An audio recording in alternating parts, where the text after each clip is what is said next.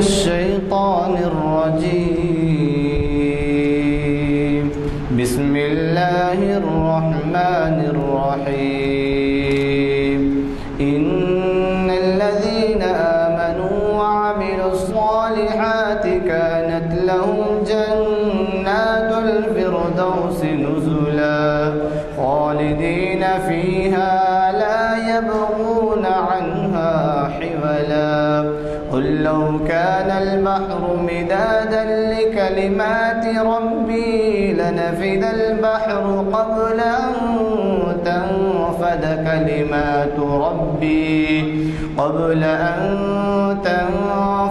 كلمات ربي ولو جئنا بمثله مددا.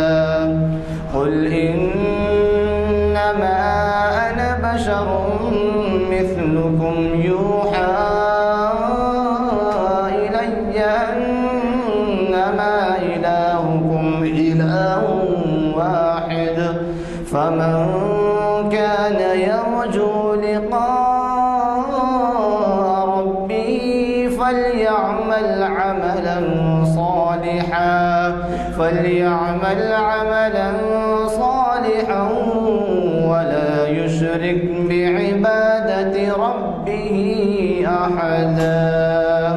صدق اللہ العظیم. طلباء علی گڑھ کے نام. اوروں کا ہے پیام اور میرا پیام اور ہے.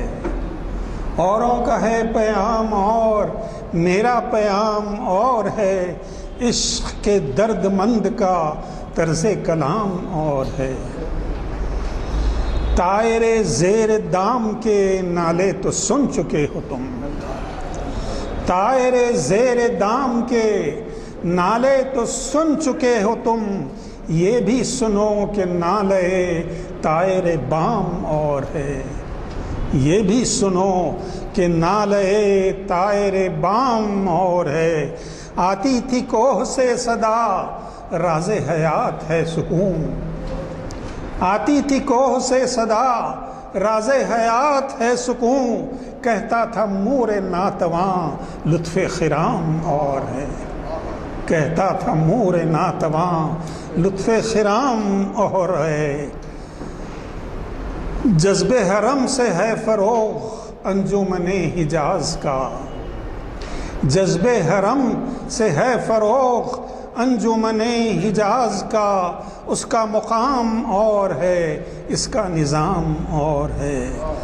موت ہے عیش جاویداں ذوق طلب اگر نہ ہو. موت ہے عیش جاویداں ذوق طلب اگر نہ ہو. گردش آدمی ہے اور گردش جام اور ہے. شمع سحر یہ کہہ گئی سوز ہے زندگی کا ساز. شمع سحر یہ کہہ گئی سوز ہے زندگی کا ساز.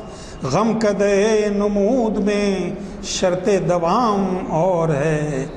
بادہ ہے نیم رس ابھی بادہ ہے نیم رس ابھی. شوق ہے نارسا ابھی. رہنے دو خم کے سر پہ تم خشتے کلیسیا ابھی. اوروں کا ہے پیام اور میرا پیام اور ہے. عشق کے درد مند کا طرز کلام اور ہے. اچھی ماشاءاللہ اور بولتے بھی بہت اچھا ہیں. تشریف لائیے اور شہنشین پر. بسم اللہ الرحمن الرحیم. نحمدہ و نصلی علی رسولہ الکریم. اما بعد.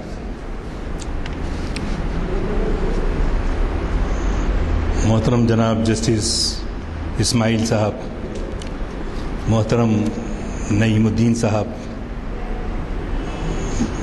برادر عزیز ہمارے افتخار صاحب, بہت دنوں کے بعد ملاقات ہو رہی تو ایسا. بزرگوں اور دوستوں السلام علیکم.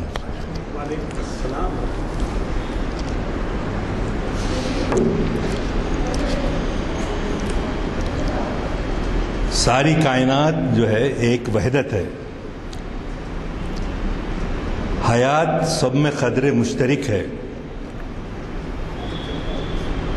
وہی حیات ہے جو قطرہ شبنم کی تاب ہے، موتی کی آب ہے، نباتات میں نمو ہے، حیوانات میں حرکت ہے، انسانوں میں شعور ہے۔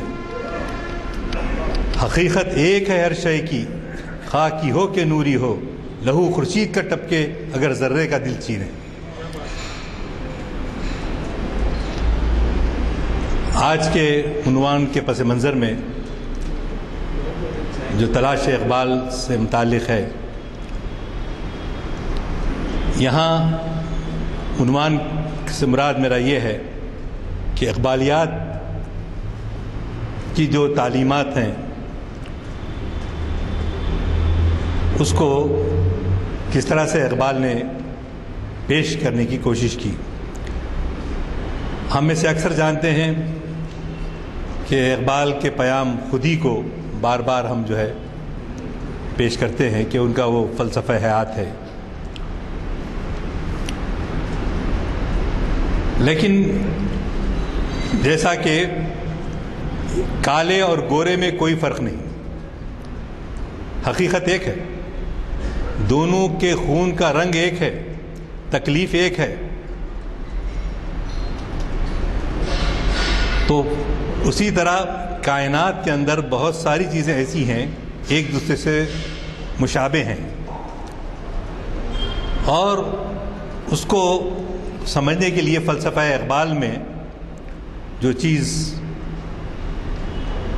اگرچہ کہ آپ نے پڑھا نعیم بھائی نے کہ اسی پس منظر میں اوروں کا ہے پیام اور میرا پیام اور ہے، عشق دردمند کا طرز کلام اور ہے، تو عشق کا درد، عشق جو ہے آپ جانتے ہیں کہ کسی بھی فلسفے میں، خصوصاً شعرا میں، اردو جو ہے 700 سال پرانی زبان ہے،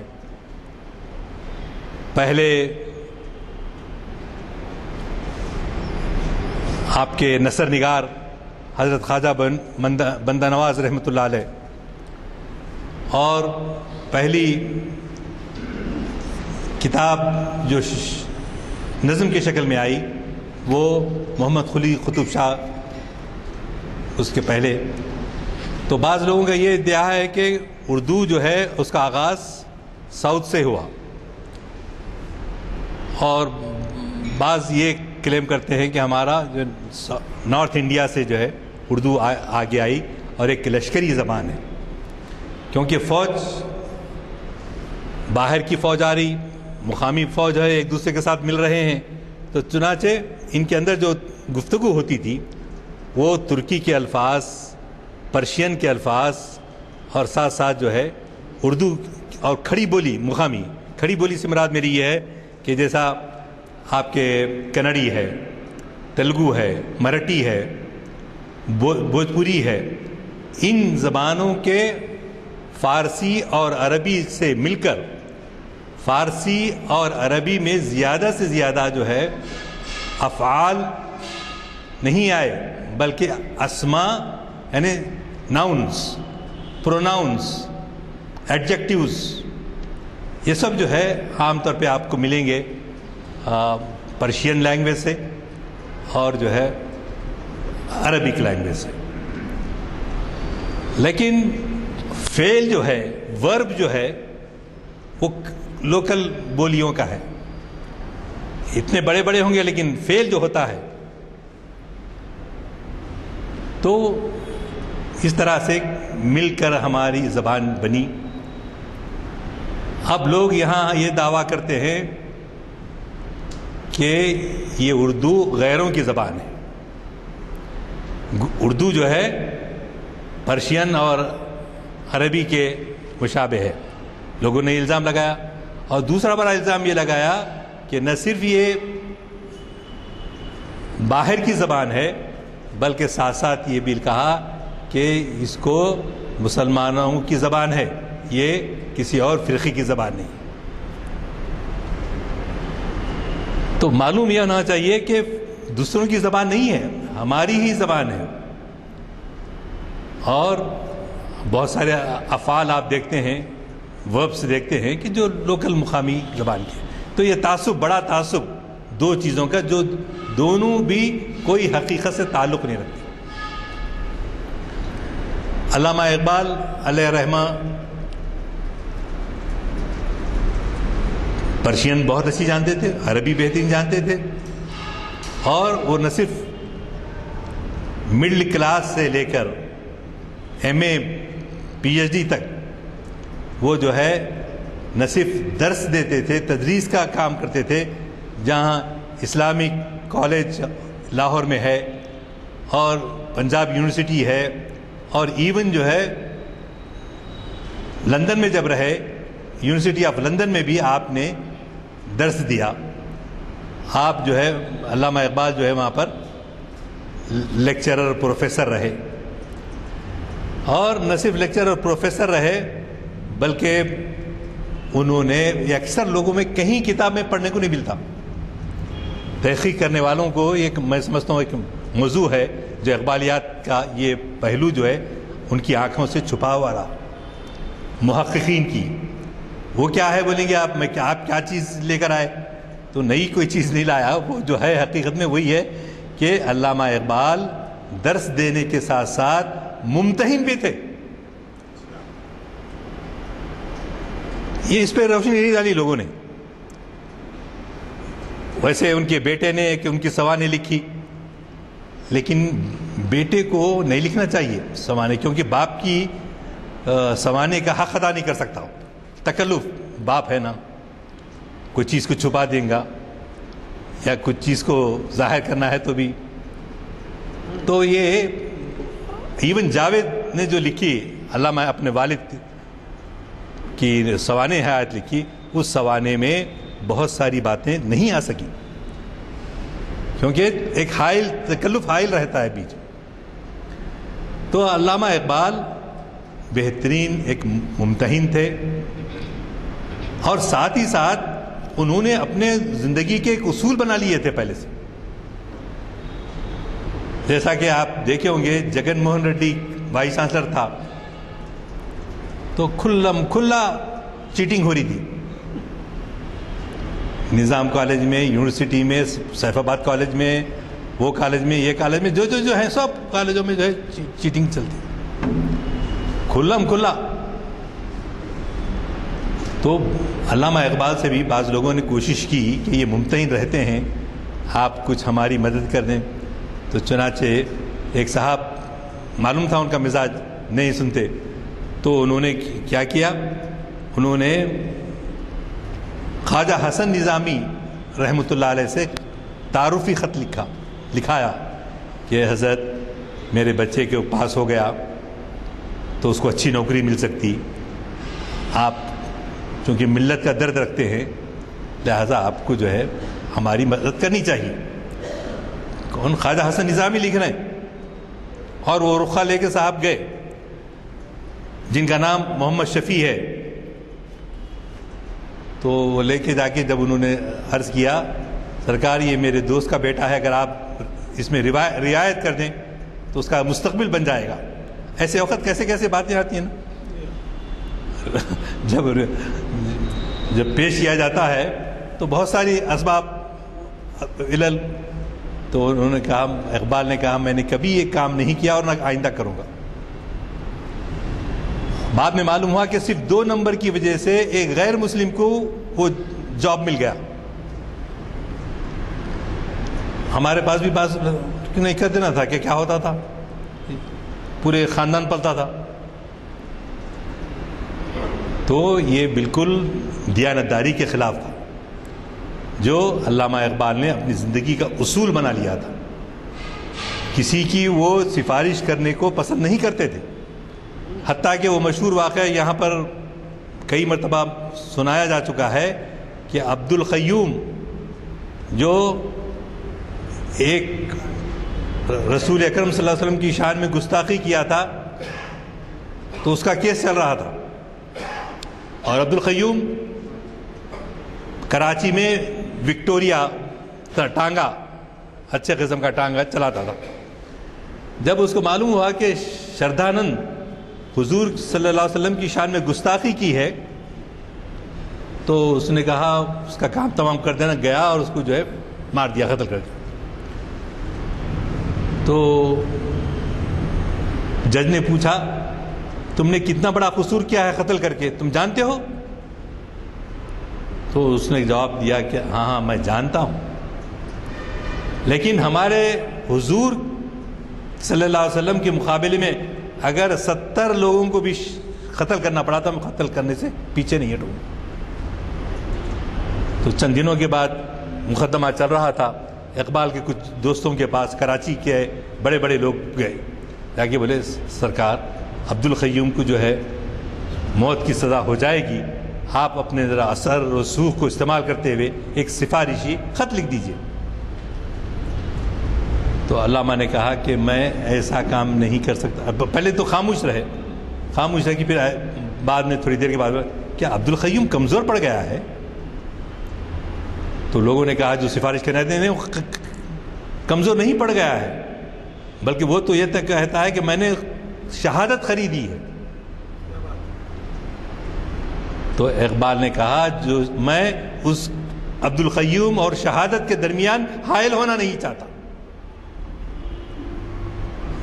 سرکار تو جج رہے ہیں, میں نہیں سمجھتا کہ ان کی زندگی میں ایک بھی ایسا کوئی آیا ہوگا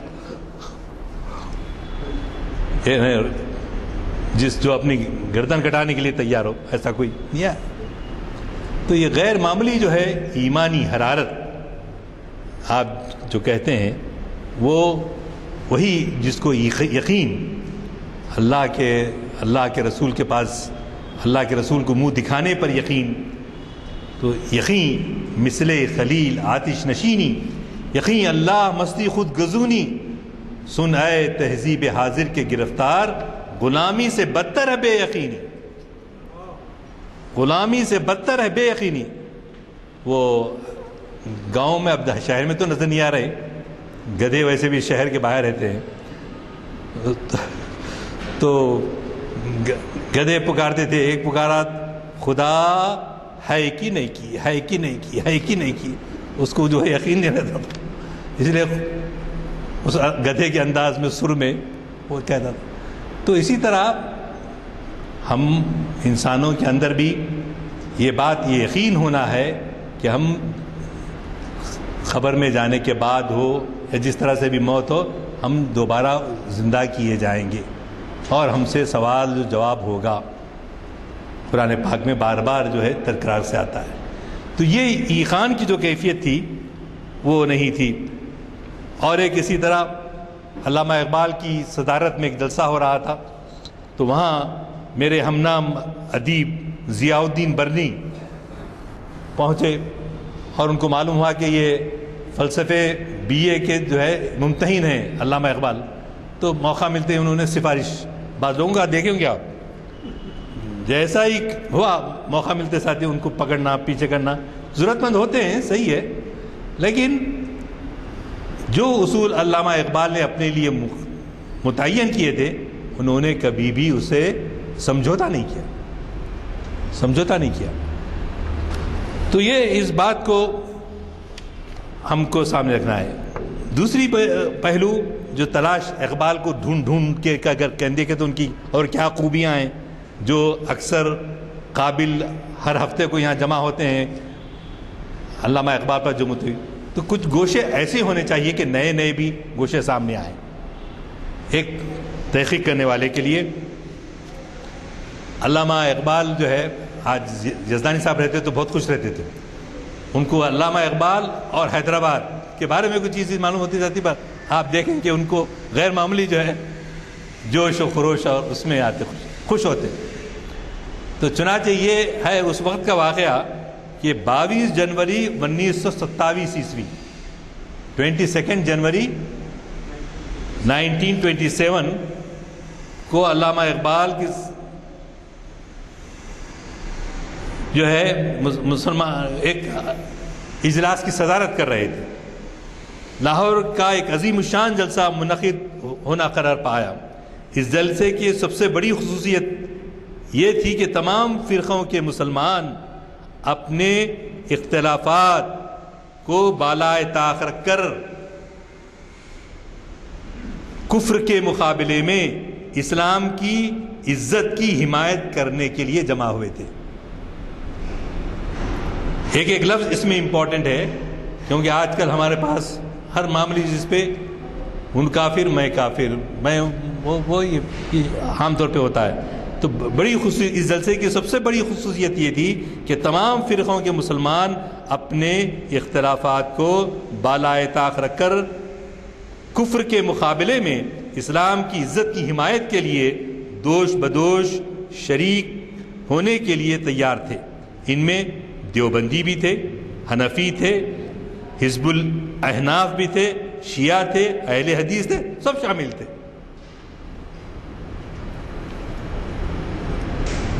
اور اس کانفرنس کے بعد علامہ اقبال جو ہے مدراس پہنچے، ٹرین سے گئے، اور یہ تاریخ تھی 23 جنوری 1929. وہاں ان کے میزبان کا نام تھا حاجی جمال محمد صاحب. حاجی جمال محمد صاحب. ان کے والد کا نام کیا تھا؟ حاجی جمال محی الدین صاحب. یہ دو حضرات تھے، لیکن یہ کروڑ پتی تھے، مدراس میں کروڑ پتی تھے. ایک مرتبہ قائد اعظم کی طرف سے لوگ چندہ وصول کرنے کے لیے گئے ان کے پاس. نکلتے نا رسید بک لے کے کاربن رکھ کے، اس زمانے میں پہنچ گیا. تو مسلم لیگ کے لیے چندہ جمع کرنا تھا. تو تمہیں کتنا ہونا چندہ، مدراس کی زبان میں تم نہ کتنا ہونا بولتے نا ایسے انداز سے. تو انہوں نے کہا اب آپ جو دیتے صاحب، ان کو معلوم تھا یہ بہت بڑے کروڑ پتی ہیں. تو انہوں نے کہا تم اپنے طرف سے لکھو، کیا لکھتے ہیں رسید چیک پہ لکھو. تو انہوں جو ہے 10,000 روپے ڈرتے ڈرتے لکھے.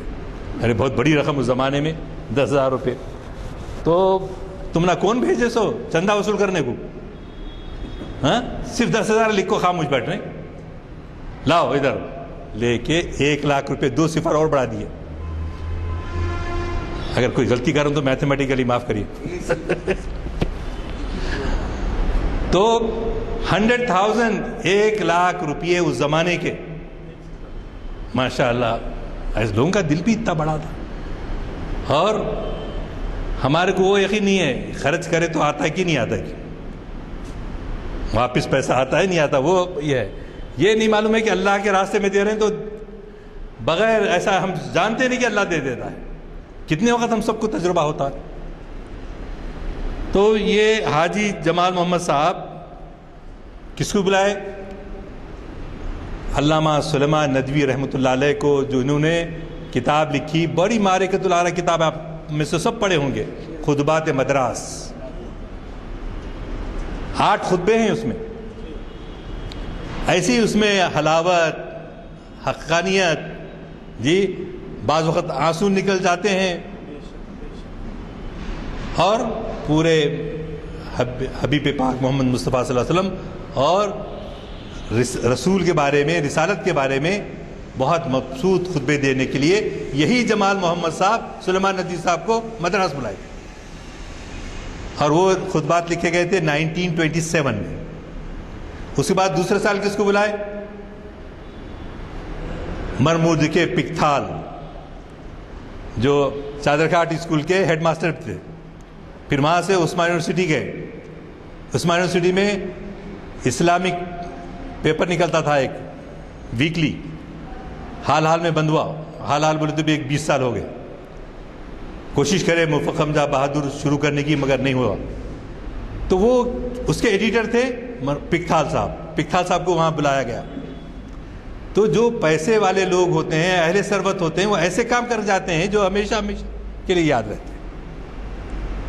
اور انہوں نے ہی تیسری مرتبہ 1929 12 جنوری کو علامہ اقبال کو بلایا. علامہ اقبال آئے اور اس دورے میں بنگلور گئے، بنگلور سے حیدرآباد آئے، حیدرآباد سے واپس بنگلور گئے، اور پھر وہاں سے میسور گئے، میسور سے پھر واپس لوٹ گئے. اور اسی زمانے میں یہ 7 خطبات جو اقبال نے دیے وہ مدراس میں انہوں نے دیے. اور حیدرآباد میں یہ ٹاؤن ہال جہاں اسمبلی کا اجلاس ہوتا ہے وہاں پر انہوں نے خطبہ پڑھا جس کی صدارت اعظم جاں بہادر کیے تھے. تو یہ ہم حیدرآباد کے لوگوں کو علامہ اقبال سے ان کے اقبالیات کے تحقیقی مقالات سے ہم نے جو فائدہ اٹھایا اس کی بات، اور اگر ہم اب تک نہیں اٹھائے ہیں تو حیدرآبادی ہونے کے ناطے ہم کو چاہیے کہ وہ پڑھنے کی کوشش کریں. آسان نہیں ہے ویسے خطبات مدراس، بہت مشکل کتاب ہے، لیکن دیکھیے یہاں پر کیسے کیسے لوگ تھے اس زمانے میں.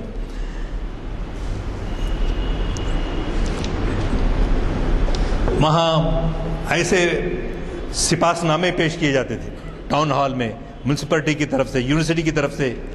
علامہ اقبال کو ہر جگہ سپاس نامے پیش کیے جا رہے ہیں، ان کا استقبال کیا جا رہا ہے. اور جب وہ میں بنگلور سے حیدرآباد آئے تو سکندرآباد پہ اسٹیشن پہ ٹرین کو رکنا تھا، لیکن وہ رکائی گئی فلک نما کے ریلوے اسٹیشن پہ، فلک نما ریلوے اسٹیشن پہ. وہاں ان کو چائے آفر کی گئی اور وہیں لیٹر سر ہوا نظام ہفتم کا کہ یہ ہمارے سرکاری مہمان رہیں گے.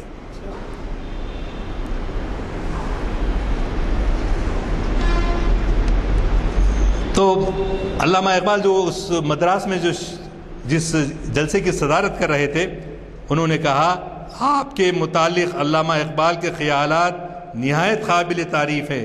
علامہ ممدوح فرماتے ہیں کہ ایک شخص جو کروڑوں روپیوں کی تجارت کرتا ہے، کروڑوں روپیوں کی تجارت کرتا ہے، نہایت سادہ لباس پہنتا ہے. عثمان علی خان نہیں، عثمان علی خان بھی سادہ کپڑے پہنتے تھے، لیکن یہ جو شخص کی تعریف کی جا رہی ہے ایک بڑے تاجر ہیں، مدراس کے ہیں، اور علامہ اقبال ان کو دیکھ کر اپنے میزبان کو جو تاثرات بیان کیے، نہایت سادہ لباس زیب تن کرتے ہیں لیکن فلسفہ و سائنس کے دقیق سے دقیق مسائل پر نہایت آسانی کے ساتھ گفتگو کرتے ہیں. عام طور پہ پیسہ جن کے پاس ہوتا ہے وہ لوگ پڑھتے کرتے نہیں ہے نا، پیسے ہمارے پاس پیسہ ہے بھائی بس یہ رہتا. تو علامہ کہتے ہیں کہ سادہ لباس پہنتے تھے وہ، کروڑوں روپے کے مالک تھے وہ، اور ایسے بڑے بڑے کارنامے انجام دیے لوگوں کو بلائے.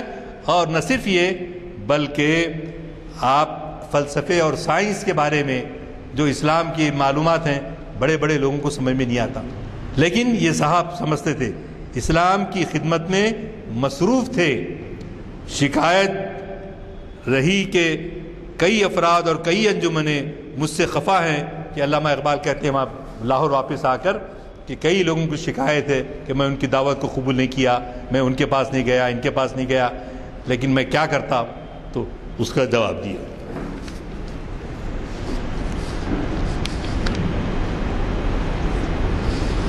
اس زمانے میں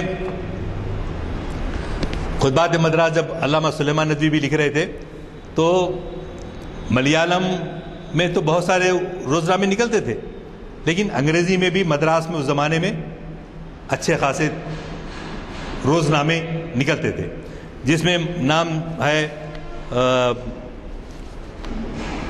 ہندو، آج تک چل رہا ہے ہندو، سوراجیہ، مدراس میل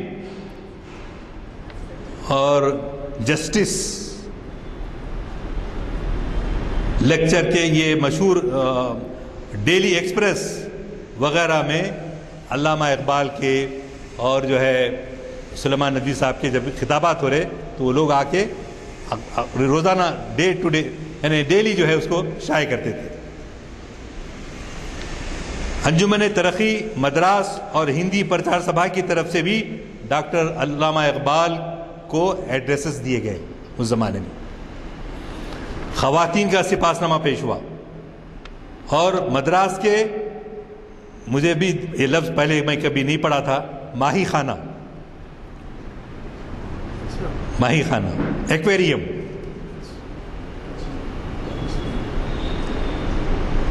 یہ علامہ اقبال جو ہے وہ اس کو دیکھ کر بہت خوش ہوئے، اتنی خوبصورت کہ بولے اللہ کی نشانی ہے یہ. اگر کسی کو ایمان لانا ہے تو اس کو یہاں لا کے چھوڑ دیں اور دیکھ لیں اس کو. اسی طرح علامہ کا بہت سارے لوگ جو ہے شریک ہوتے تھے. کون؟ برہمن، نان برہمن علماء. ان کو فلسفہ اسلام سمجھایا اقبال نے. ان کو یہ کہاں کہاں ہوا؟ مدراس میں بھی ہوا، میسور میں ہوا، بنگلور میں ہوا. اور بنگلور میں خواتین نے بھی ان کا خیر مقدم کیا. مسلم لائبریری کی طرف سے سپاس نامہ پیش کیا گیا.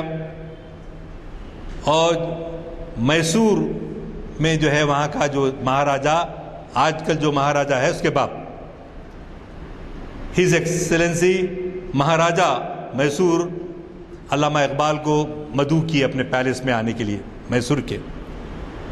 اس لیے موٹر سیدھا گورنمنٹ گیسٹ ہاؤس میسور میں داخل ہو گئی.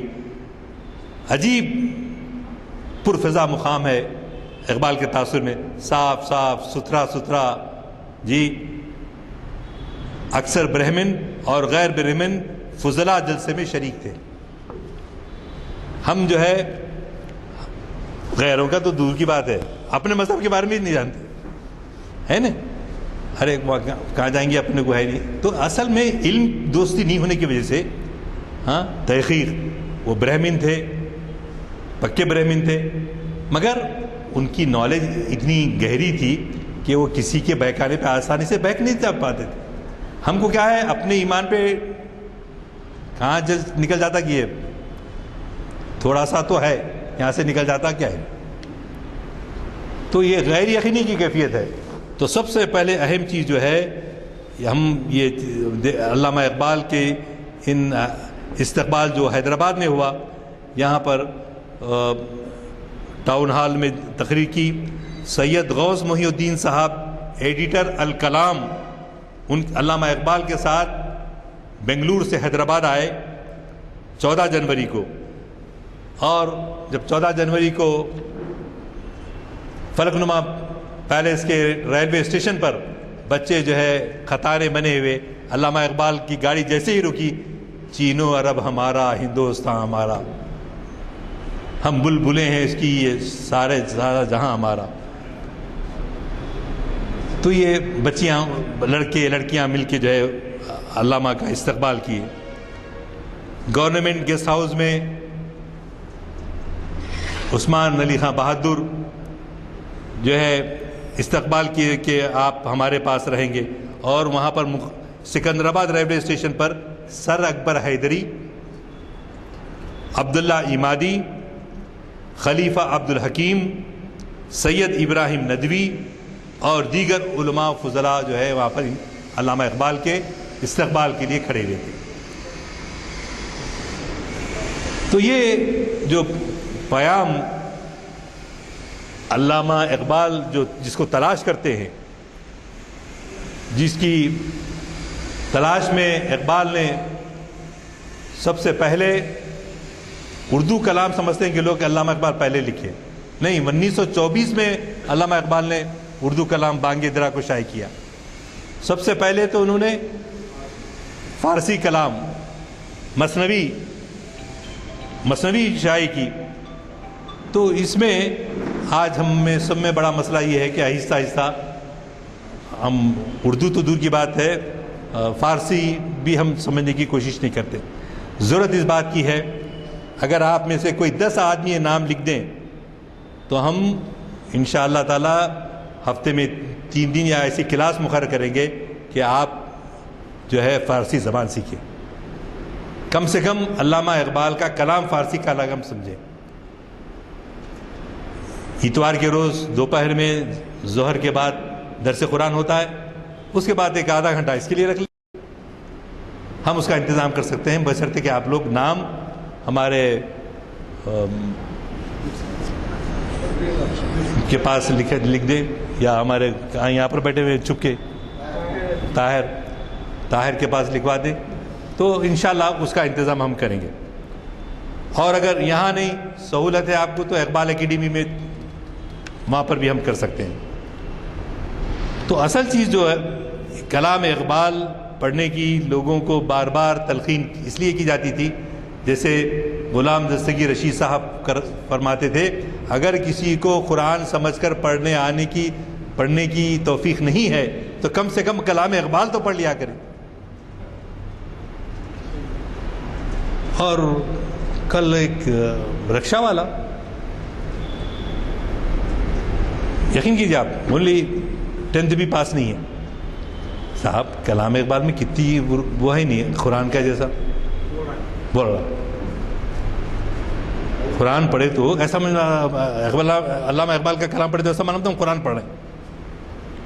یہ بچہ بولا، اور بچے کو میں حاضر کر سکتا ہوں آپ کے سامنے، بلکہ آج بلایا تھا، کام سے گیا نہیں آیا، کیا ہے، عاصم نام ہے اس کا۔ تو جستجو ہونا، اصل میں جستجو ہونا صرف دنیا کمانا ہی مقصد حیات نہیں ہے۔ یہ نہیں کہ ترک دنیا کر دیں، یہ بھی نہیں کہتا اسلام۔ ضرورت اس بات کی ہے کہ جہاں آپ دنیا کمانے کے لیے، ہم کتنے دن رہ سکتے ہیں؟ بہت ہوا تو 100 سال، تم سلامت رہو 1000 برس، ہر برس کے دن ہو 50,000۔ کوئی محبوبائی بولی تو بول سکتی ہے کہ نہیں، وہ بھی آپ کے سالگرہ کے موقع پر اتنی عمر ہوتی تو نہیں، لیکن اب ایک تمنا ہے، تو اس تمنا کی خاطر جینے کے ساتھ ساتھ ہر لمحہ اس بات کا استحضار ہونا چاہیے۔ استحضار بولے تو حاضر بالکل، فرشتے آ رہے کیا، رائٹ سے آتے لیفٹ سے آتے، السلام علیکم رحمۃ اللہ حدیث میں ہے، دوسرا سلام پھرے تک بھی میرے کو یقین نہیں ہوتا، حضور صلی اللہ علیہ وسلم فرماتے۔ تو ہم سب کی تمنا یہ ہے کہ ہم ایمان پر ہمارا خاتمہ، ہم سب کی تمنا ہے۔ تو اس کے لیے یہ یقین ہونا چاہیے کہ ہمارے علم سے کیا فائدہ ہوتا ہے۔ علم سے فائدہ یہ ہوتا ہے کہ آپ کو، ہم کو یہ معلوم ہو جاتا ہے کہ اس دنیا کا مقصد حیات کیا ہے۔ کمائیں، ہمارے پاس ترک دنیا کا فلسفہ نہیں ہے، لیکن صرف دنیا کے، sorry to use this word, کتے بن کے نہ رہ جائیں۔ ہونا یہ کہ دنیا کے ساتھ ساتھ دنیا بھی کمانا، حلال طریقے سے کمانا، حلال طریقے سے کمانا۔ اس واسطے کہ رسول اللہ صلی اللہ علیہ وسلم اپنے ایک صحابی کو دیکھے، کھجور کے درخت پہ پورا کتنا ہوتا لمبا، وہ چڑھ کے رات کے وقت کھجور توڑتے، نیچے لا کے ڈالتے، پھر اوپر چڑھتے، پھر نیچے لا کے ڈالتے۔ تو حضور اکرم صلی اللہ علیہ وسلم کے پاس گئے، انہوں صبح ہونے کے بعد ایک کھجور جو ہے لے کے آپ کی خدمت میں پیش کیے۔ سرکار میرے پاس کچھ اور نہیں تھا، تبوک کی جنگ جانے کے لیے میں نے رات بھر مزدوری کی ہے اور یہ کھجور جمع کیے ہیں آپ کی خدمت میں پیش کرنے کے لیے۔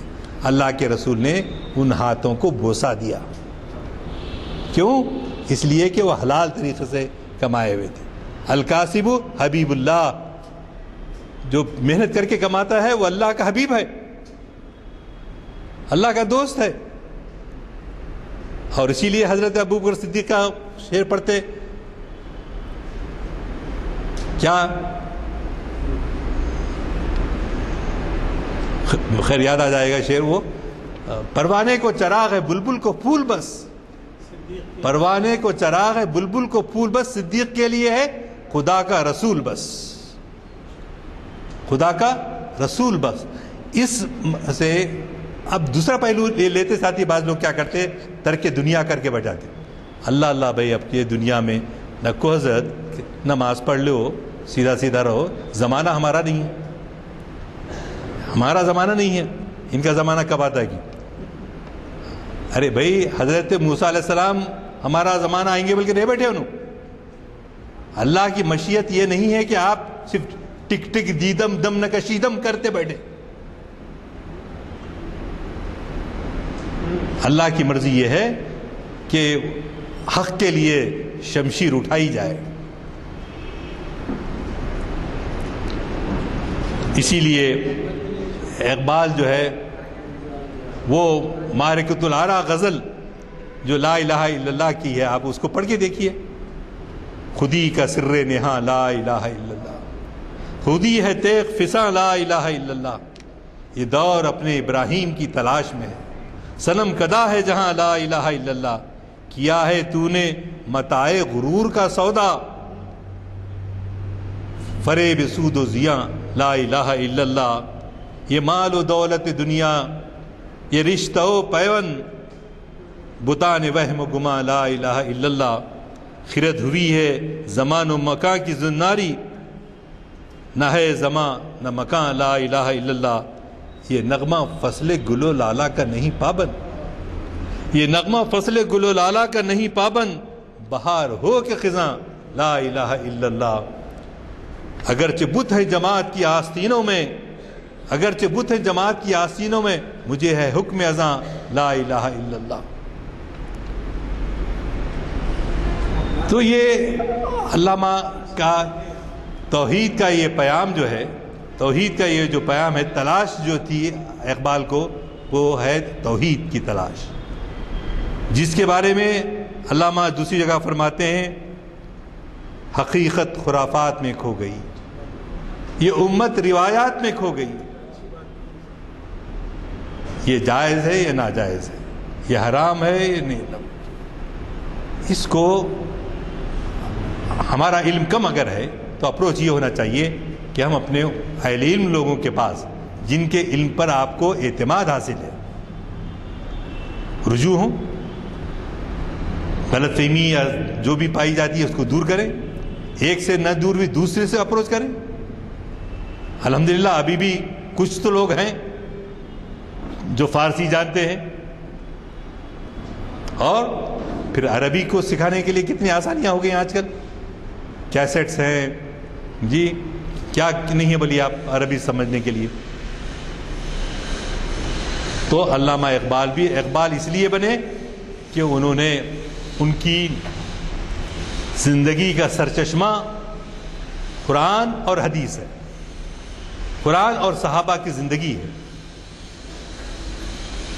کیا خوبصورت میں یہ حکمت ملکوتی، یہ علم لاہوتی، حرم کے درد کا درما نہیں تو کچھ بھی نہیں۔ اس شعر کو سمجھنے کی ضرورت ہے۔ کیا حقیقت خرافات میں ہو گئی، یہ حکمت ملکوتی، یہ حکم، یہ علم لاہوتی، ملکوتی یعنی فرشتے، ملک سے ملکوتی،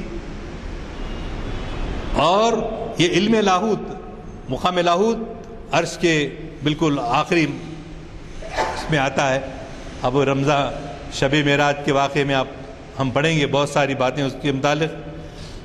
تو یہ دو چیزیں اگر ہیں تو حرم کے درد کے درمان، حرم کے درد کا درمان نہیں تو کچھ بھی نہیں۔ اب اگر ہم حرم کو جا رہے ہیں جی، اللہ دیا ہے بار بار بھی جائیں، لیکن سوال یہ ہے کہ اس سے ہم کتنا انسپائر ہوتے ہیں۔ جذبہ یہ ہے کہ ہم جو ہے، وہ غسانی بادشاہ تھا، عیسائی بادشاہ، مسلمان ہوا، مسلمان ہو کے طواف کرنے کے لیے آیا۔ طواف کہاں سے شروع کرتے؟ حجر اسود سے شروع کرتے، رکن یمانی کے پاس ختم کر کے وہاں سے ربنا آتینا فی الدنیا حسنہ وفی الآخرۃ حسنہ وقنا عذاب النار پڑھتے۔ اب وہاں پر آپ دیکھتے ہیں کہ رشک کے دوران کسی کا ہاتھ لگ جاتا، کسی کا پیر لگ جاتا، اور کسی کا پیر لگ جاتا، اور بڑے بڑے علماء جیسا کہ مولانا ابوالحسن ندوی رحمۃ اللہ علیہ سے پوچھا گیا کہ سرکار آپ جیسے بڑے بزرگ جو ہے حرم میں بیٹھتے ہیں تو لوگ ایرے غیر پیر مار کے، اس سے ہم کو اپنی حیثیت معلوم ہوتی ہے۔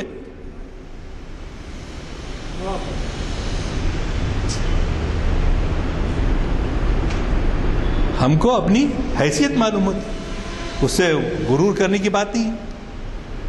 وہ غسانی بادشاہ طواف کر رہا تھا، ایک حبشی غلام چوغا توپ کے جیسا جو ہوتا ہے پہنا ہوا تھا، تو طواف کے چکر لگاتے وقت اس کا چوغے میں وہ جو نیگرو تھا اس کا پیر اس میں داخل ہو گیا۔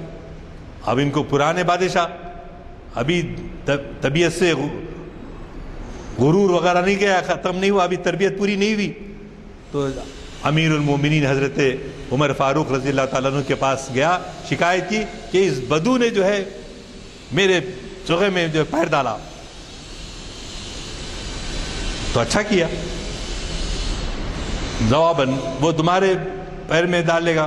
ارے میں بادشاہ، ہم پرانے بادشاہ، ہماری عزت ہونی چاہیے، ہمارے لیے قوانین ایسے نہیں ہونا چاہیے جیسے قوانین آج کر رہے.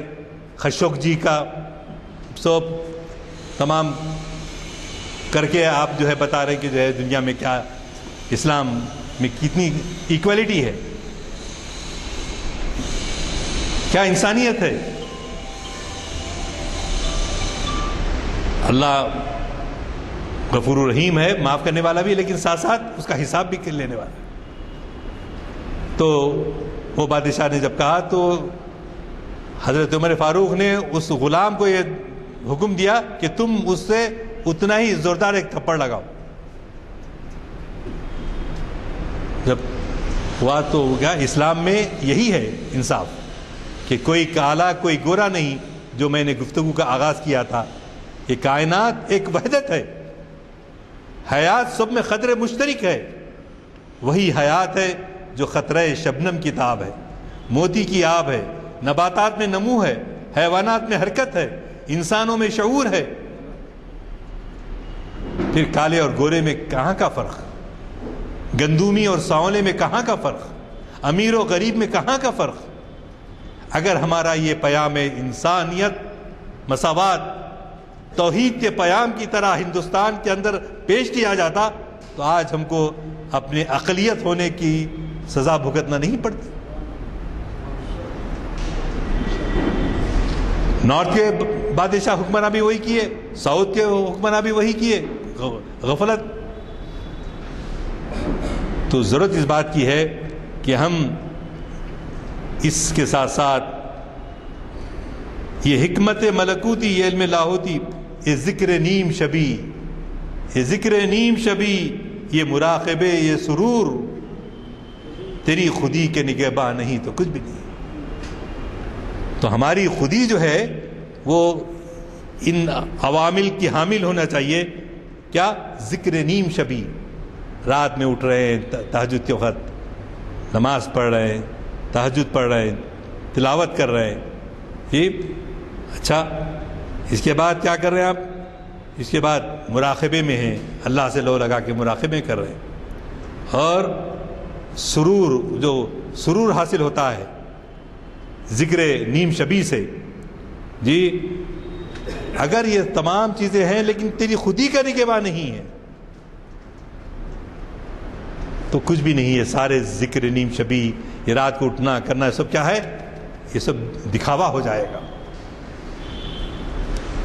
ابھی ایک سال ہوا شاید، میں جو ہے دوروں پہ جاتا ہوں نا، گیا ایک اسکول کی لڑکی میٹرک میں تھی عادل آباد میں. میں نے لڑکی سے پوچھا بیٹا تمہارا ٹائم ٹیبل کیا ہے، ذرا بیان کرو. تو اس لڑکی نے کہا سر میں رات میں 3 بجے اٹھتی ہوں. اتنی جلدی اٹھ کے کیا کرتے بیٹے؟ تو پوچھے کہ میں قرآن کی تلاوت کرتی ہوں اور تہجد کی نماز پڑھتی ہوں، اس کے بعد اسکول کے کورس کی کتابیں پڑھتی ہوں، پھر وقت ہوتا ہے تو فجر کی نماز پڑھتی ہوں، اس کے بعد پھر درسی کتابیں بھی ہیں، قرآن اور حدیث بھی ہے. ایسا ہمارے بچوں کا سلیبس بننے کی ضرورت ہے. بعض لوگ بول رہے ہیں صرف ڈاکٹر بننا، انجینئر بننا، ڈاکٹر بننا، انجینئر بننا ہی نہیں. ڈاکٹر انجینئر کے ساتھ ساتھ اچھے اخلاق والا مسلمان بننا. تو ماشاءاللہ وہ بچی کو دیکھ کے حیرت ہوئی، اور سب بچوں کے لیے خال اس امت میں ابھی نظر آتے ہیں ایسے لوگ. تو برادران عزیز، ماشاءاللہ آپ سب لوگ باشعور ہیں. اسلام سے محبت، اقبال سے محبت، قرآن سے محبت، صحابہ کرام رضوان اللہ تعالی علیہم سے محبت، انسانیت سے محبت ہمارے سینوں میں ہے. اور آ کر یہاں کے اجلاسوں میں یہی پیام اکثر ملتا رہتا ہے. تو ضرورت اس بات کی ہے کہ ہم تو اپنا آخری منزل میں آ گئے ہیں، اللہ نہ کرے آپ لوگ آئے، میں تو آ گیا، تو ضرورت اس بات کی ہے کہ ہم اپنا ورثہ، ہم اپنے بچوں کو، اپنے پوتروں کو، نواسوں کو، نواسیوں کو، دامادوں کو حکمت سے، داماداں مشکل سے سنتے ذرا،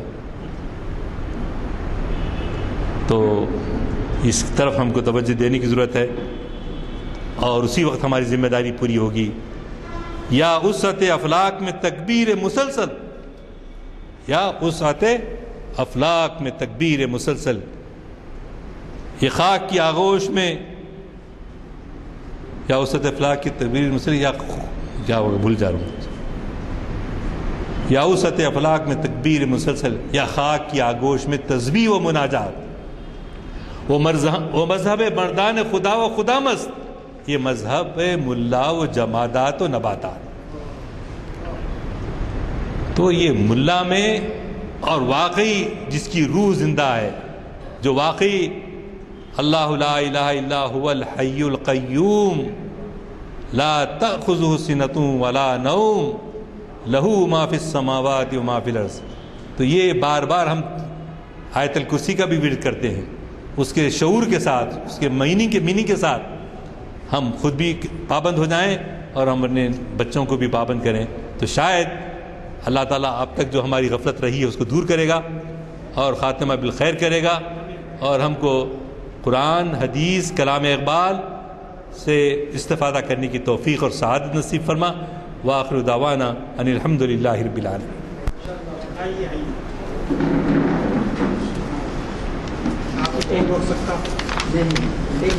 اوپر آئیے سب۔ میں ایک چھوٹا سا